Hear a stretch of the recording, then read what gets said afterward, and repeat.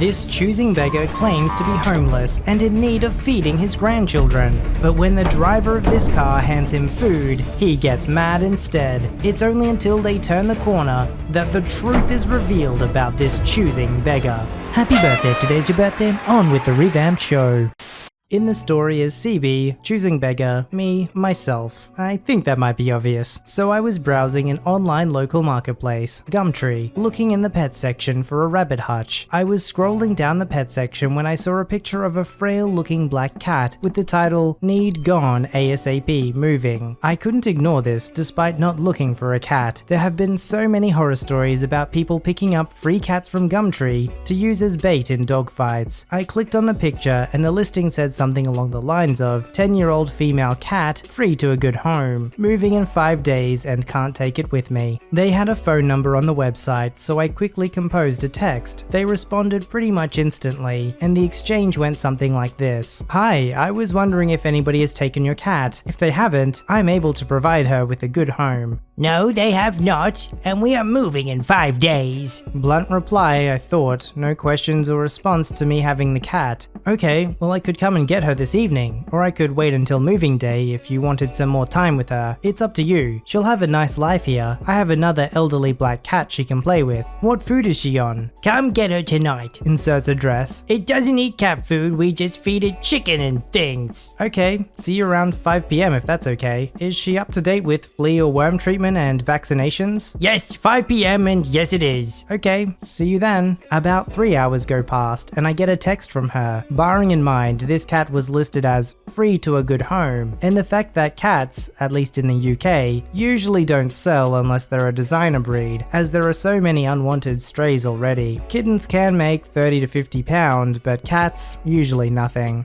"Make sure you bring the correct amount of money, I don't have change." The cat was listed as free to a good home. How much do you want for the cat? I wasn't looking to get another cat, to be honest. I just saw your listing and thought she was in need, so I offered her a home. "I want £45 because that's how much I paid for its donation fee when I adopted it in 2013. Got someone else interested that is going to pay." Oh, I'm sorry, I wasn't looking to buy a cat. I think we have our wires crossed. I was concerned about the cat not having a home because you're moving, so I offered her a place. I'm not actually looking to purchase another cat, but I was willing to give a home to one that was in need. If your cat's not in need, then it's best you give it to the other person, so I can keep my eye out for animals that urgently need a home. CB doesn't reply for an hour or so, even though our text exchanges are usually instant. "The cat is getting put to sleep then." This in the UK means euthanized. "Other person changed their mind and no rescue will take it because it's age." You don't need to put her to sleep, I'll have her. "But I get nothing and you get my cat." Because you said you can't take her. Surely it's best she goes to a loving home rather than be killed. Plus you have to pay to get her to put to sleep, so you'll be out of pocket. "No, I don't have to pay because the PDSA are doing it for free. I've just made an appointment for tomorrow." PDSA are a UK charity that provides basically free vet care to those on government support in exchange for a donation. At this point I was getting fed up and just decided that I would pay the money, as I was fed up with the back and forth and I didn't want her to actually euthanize the cat. "I have the money, so please cancel the appointment. I'll be there at 5 PM like we agreed."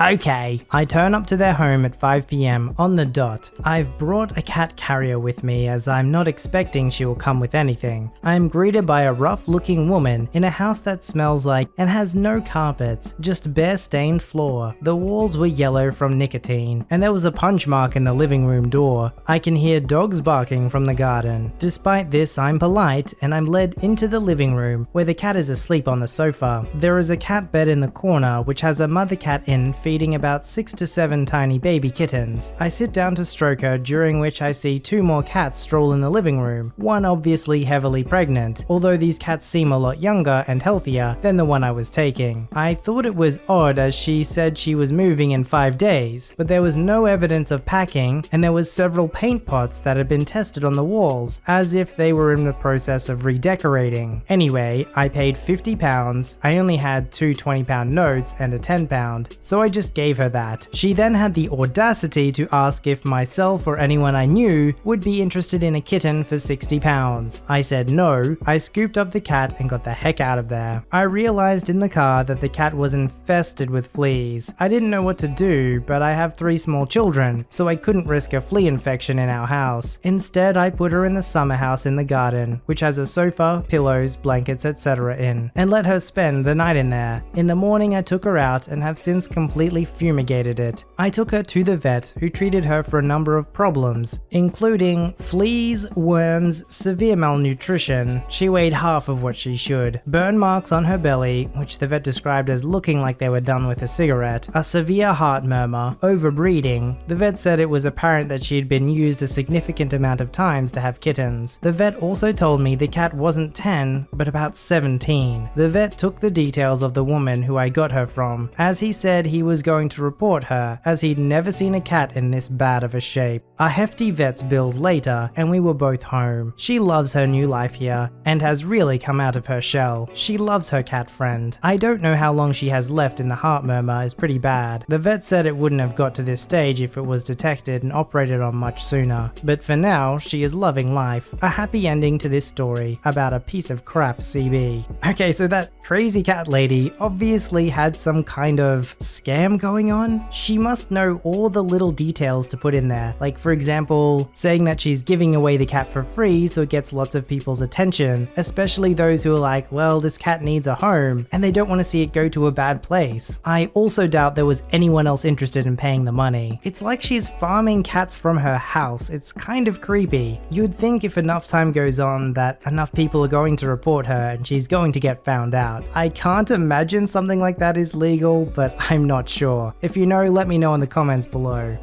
I was selling a skateboard deck for roughly 20 bucks, 2k in my country's currency, on a site that is my country's version of eBay or Craigslist. I mentioned everything that the buyer needed to know, including a drilled hole in the tail of the board, which is more of an aesthetic problem than an actual problem. Plus, this board was pretty much secondhand since I've used it. So a dude sends me a message via SMS at like 3 AM, because you can leave your phone number so they can contact you faster, and asks me everything which was already listed on the listing: size, the wear, and price. I repeat myself here and mention the hole too. The dude probably didn't read anything and just saw a picture of the board and immediately contacted me. He lowballs me for 10 bucks, not at all worth it, and asks me to send it immediately. I decline the offer and say the lowest I can go is 15 bucks, and then it starts. I can't pay that much. I want to get it for my kid, and I saw that someone was already selling a complete skateboard for 20 bucks. 10 bucks is fair enough, and I can send you the details for the shipping. The board is too big for my kid though, so he'll use it when he grows up. Also, what about the hole you mentioned? This is a rough translation, but even in my language, everything is all over the place, with like 10 questions in a sequence. I decline again and tell him that he should get that then. I also tell him to look at the actual listing to see the wear and the hole. It was pretty late, so I go to sleep for a bit. My phone starts ringing at 5 AM. It's the guy and I ignore it. He calls me again at 6 and at 10 AM. I was stupid for not muting the sound on my phone. I tell him that I'm not interested, and he then offers me a whopping 12 bucks. I just ignore it and finally mute my phone. In the morning, another guy offers me my original price for the board, and I agree with that. That guy just asked me to save the board for him for a couple of days, to which I agreed. I tell the other dude that it's reserved now, and that I got the price I wanted. He then gets ticked off, tells me that he called me first and that he's willing to give me 15 bucks for it. True, you did call me first, but you lowballed me. He had a better offer. Why would I sell the deck to you when I can get more money for it? I told you my lowest price and you declined. Not a problem. Kid, the deck is too big for my son. A smaller deck would suit him better, but there's time for that. Plus, the problem is the hole you were talking about. The other dude that offered you higher probably wouldn't buy it in the end. Don't get your hopes up. Classic CB stuff when he doesn't get his way. I still don't realize how the deck being too big is my problem. He knew the measurements. Not once did he mention that he had a problem with the hole until now. Of course, I declined again and told him I'm saving the board for the other dude. He then replies rather normally, "No problem, just call me back if he backs out of buying the board." A couple of days pass and I sell the board to the other dude, and I tell CB see that it is sold. He does the mature thing and starts flexing. He rambled on how he got 2 boards for 20 bucks. Highly doubt that, because there were no boards being sold that cheap on the site during that time. What a sad man. Glad I didn't sell it to him. Often these marketplace websites have reputations for sellers, but not for the buyers, and I really wish that was more of the case, because if somebody with like 1 star's coming to try and buy something off you, you're like, yeah, I don't think I want to sell it to this guy. Reputation-based systems aren't 100% perfect, but they're pretty good. I'm grateful for those marketplace websites, but at the same time, they still need a little bit more work before they're at a place where it's like, okay, I have a pleasant experience like 99% of the time. Right now it's like 50-50.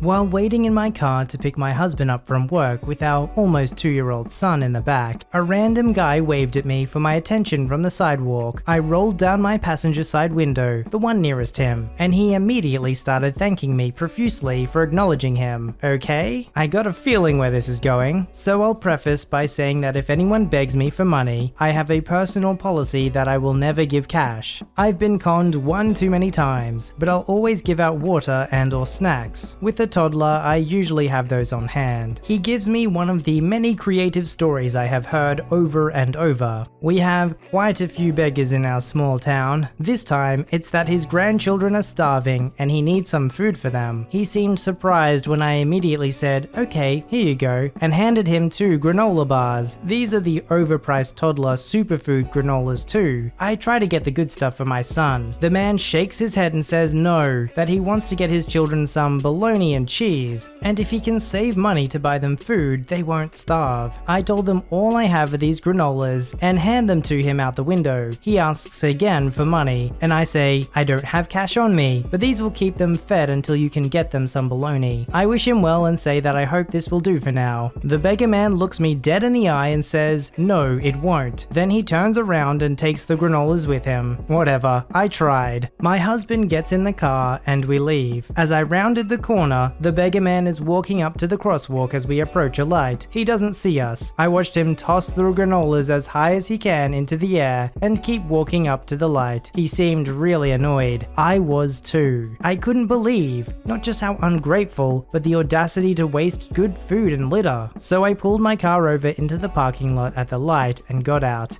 He saw me. The granolas were right in between both us, and he turned right around to snatch them up. I walked up. I am not confrontational by nature. Super mad. He said some bullcrap about being so happy that he threw them in the air to catch them. Bullcrap, I just watched you. You tossed them and walked away. Those were for my baby, and I will take them back if you don't want them. He said it's fine, he'll eat them, and proceeded to open one and take a bite. So I just asked flatly, what about your grandchildren? He turned and walked away. What I found, and this is just from my experience personally, is that people who are truly in need are sometimes either too proud or too ashamed to ask for it. And even if you offer them something, even money, they'll say no. They'll want to make their own way in life and they don't want to be a burden. Now, I'm not saying that everyone who's a beggar, like a literal beggar, and comes up and asks for money isn't in need. I'm sure there are. But the trick is, it's not like there's some magic way or some scanning device that will tell you is this person genuinely in need or not. So I guess it's up to you to make that judgment call each time. Some people have a blanket policy for everyone who approaches them, like this lady with only giving snacks or drinks of water, and I think that's, pretty good idea. But every person has to work out for themselves how generous they want to be and who they want to be generous to. Because if you're generous to one person who doesn't really need it, then you can't be generous to another person who really does. I'm an artist that makes money off commissions. I lost my job at the start of the pandemic and have been relying on these commissions as my main source of income since. I mainly post my art on Tumblr. My following is pretty decent, and I get some exposure on my posts through the use of hashtag and whatnot. About a week ago, my account was suspended. I'm all for racial equality and the BLM movement. I'm aware of the racial injustices going on in this country, and I believe there needs to be a change. About a week ago, I started having problems with this user. She would comment under my posts promoting her own art and page after a while. It got pretty annoying, but I let it slide. And then she started dropping her PayPal and Venmo in my comments. So I messaged her about this, kindly by the way, and told her I wasn't too fond of her promoting her stuff under my work, as it was my main source of income. She began to call me racist and a bigot. I was honestly confused because I didn't think anything was wrong with me asking to stop shameless promoting on my artwork. She got very angry and said that I was taking away from a black creator herself, and that the whiteys need to let the black community flourish. Again, I was confused, as my bio clearly stated I was Mexican, lol. I told her that I understand the frustrations of everything going on, but that this was my page and I'm allowed to do with it what I want. So I deleted her comments and whatnot. A few hours later, my account was suspended for hate speech. I'm trying to get my account back, by the way. Okay, that's really messed up, and I hope they get their account back quickly. There are of course real issues of inequality, and if you think that spamming on somebody else's page and then them getting upset about it is somehow an issue of inequality, then my guess is that you've never really experienced inequality in your life. Honestly, if that's the worst oppression that's happening to you, is someone getting mad at you for spamming, then you don't have any right to claim oppression. All it does is belittle those who are actually suffering. Submit your story to be read on the channel at VoiceyHereStories@gmail.com and join our Voicey veteran community at r/VoiceyHere. Don't forget to like, subscribe, and hit that bell to never miss an episode. Alright, Voicey veterans, I'll see you in the next one.